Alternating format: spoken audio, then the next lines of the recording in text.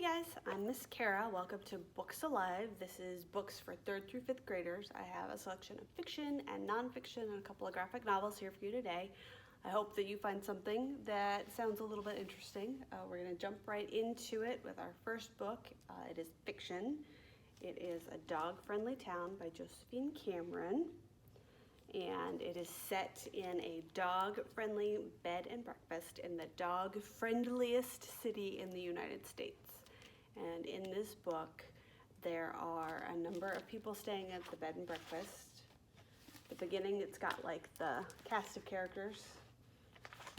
So we've got some guests, and when we first go to the book, a $500,000 dog collar has gone missing, and so it's up to the 3 siblings who live at the bed and breakfast and their friends to figure out where the dog collar is gone, if somebody stole it. It's a really fast read. It's very action-packed. If you like Timmy Failure or Swindle by Gordon Corman, you're gonna like this book. Up next, we have The Ocean Calls by Tina Cho. So this is a fiction picture book, but it's based off of something that actually happens, and it's about the Haenyeo in Korea. And Haenyeo in Korea are free divers. So they dive into the ocean to get like anemones and octopus and sea urchins, and they do it without any kind of gear. So they don't use snorkels, they don't use like the scuba breathing apparatus, they don't do any of that. So in this book, our main character is Dayan, and that's her there, and that's her grandma. Her grandma's a Haenyeo, and Dayan wants to be a Haenyeo just like her. And I want to show you some of the inside of this book because it is beautiful. Look at these beautiful, bright colors. And here they go. They're going to go under the ocean. Oh, look at that. Isn't that gorgeous? And then at the end, there's a couple of paragraphs so you can read more about the Haenyeo. All right, up next, The Ambrosia Deception. This is by Emily Ecton. It's set in Chicago. It is a blue stem for this year, and you can read this one. You can read the paper version, and we also have it on Libby. So our 3 characters in here are Melissa, Wilf, and Bondi, and they have been selected to compete for a $10,000 scholarship. And they have to go all over the city, and they have to follow clues, and they have to take pictures of the clues, and then at the end of their time, they have to turn in those pictures. But it turns out that it's actually not a scholarship competition. So it's a puzzle, it's a mystery, it's an adventure. It takes them all over the city. If you liked Escape from Mr. Lemoncello's Library, you'll like this one. It was such a good read. I had a hard time putting it down. Up next. So this book is actually checked out. I read it on Libby, but I had to make a fake book cover for it. So this is our main character. It's Henry Koo, and his family treats him like a baby, like a baby. Like he can't go anywhere without his sister going and making sure that everybody's doing everything to keep him safe. And he's like 12, so that's really embarrassing. And every summer, his mom, his sister, his grandmother, and Henry are supposed to travel to Singapore to visit his dad. But this year they decided they're not going to do that. And so Henry decides that he is going to go by himself.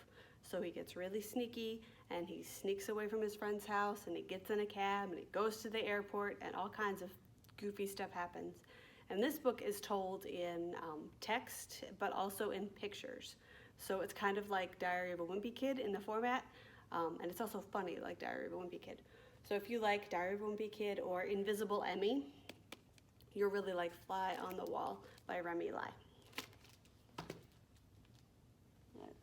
Okay, so we have a graphic novel next. It's called Beetle and the Hollow Bones, and it's by Eliza Lane. This one is a fantasy. It takes place in a made-up place where either you become a sorcerer or when you die, your ghost lives in the mall forever. So our main character is Beetle, and she's a goblin in training to be a sorcerer, and her best friend is Blob Ghost, and he lives in the mall. And Beetle discovers that there is an evil sorceress who is going to destroy the mall and all the spirits who live there, and she has to stop her. Beetle has to stop her before that happens. But she's just a sorceress in training, so she doesn't have enough power to do that. So Beetle has to get help from Cat Hollowbones, who it turns out is the niece of the evil sorceress trying to destroy the mall. So this book is funny, it's a little bit mysterious, it's a graphic novel, so it's got some really amazing illustrations.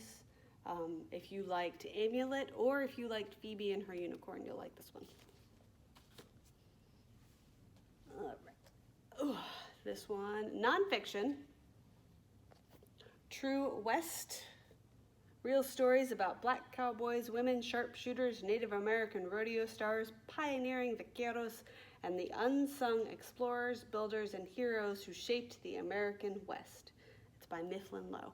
So this is basically a collection of short biographies and short stories. And when I say short, I mean short. We got one page that's text, and then the other page is illustrations, sometimes maps, and then just little blurbs, just little factoid blurbs. So we've got Annie Oakley, who was a famous sharpshooter. We have a whole thing on Mexican cowboys and vaqueros. And this is a glossary of cowboy words, so it tells you the word and then it tells you where they came from, which was really interesting. We have, Bass Reeves. So it's a really fun book. It's got a lot of interesting people that I had never heard of before. So that's True West by Mifflin Lowe. If you have to do a biography project, these kind of books are really good to find somebody really interesting to study. All right, I've got another nonfiction for you, but first I have a question. What do dancers, magicians, princesses, and baseball players have in common? Any idea? They were all spies in World War II. So this book is called Surprising Spies. This is another collection of biographies. These are a little bit longer than the ones I just showed you. They're about 10 pages each, and they've got maps, and there's like diagrams on how they would hide things. If you're really into World War II history, if you are into learning about the stuff that happens sort of behind the scenes that you don't usually hear about, this book is really good. So that's Surprising Spies, Unexpected Heroes of World War II by Karen Gray Ruel. Squinting Around, Fish Feud. This is a graphic novel. It's a little bit lower level than Beetle and the Hollowbones, so it's a little bit faster read. The text boxes are bigger. So our main character is Squizzard. His eyeballs crack me up. And he goes to school with a bunch of other fish. And he's kind of a class clown. And so in this one, his friends have to convince him, like, when is a good time to be goofing off and when is a bad time to be goofing off. But it's very silly. There's a lot of physical comedy in it. And some read-alikes for this one are Narwhal, Unicorn of the Sea, if you like that, or if you like Phoebe and her unicorn, you'll like this one. And our last one, Pippa Park Raises Her Game.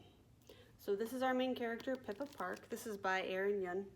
And at the beginning of the book, Pippa is going to Victoria Middle School, which is the public school. She plays basketball, and then one day somebody sees her at the park playing basketball, and she gets a scholarship to the fancy private school to play basketball for those guys. And she decides that going to a new school is the perfect opportunity to like remake herself and become super cool. So she goes to the private school called Lakeview, and she's in with all the cool kids, and then one day she gets a message on social media that says that this person knows that she's not really who she says she is, and she's going to expose her to the whole school, and then Pippa will have no friends. So Pippa has to figure out, like, should she tell her friends ahead of time, and should she even take this person seriously? So it's kind of a mystery. It's kind of a realistic fiction. It reads kind of like Dork Diaries, so if you like Dork Diaries, you'll like this one. But it was a really good book. I really liked it. I found myself rooting for Pippa the whole time. Yeah, so that's all I have for you today.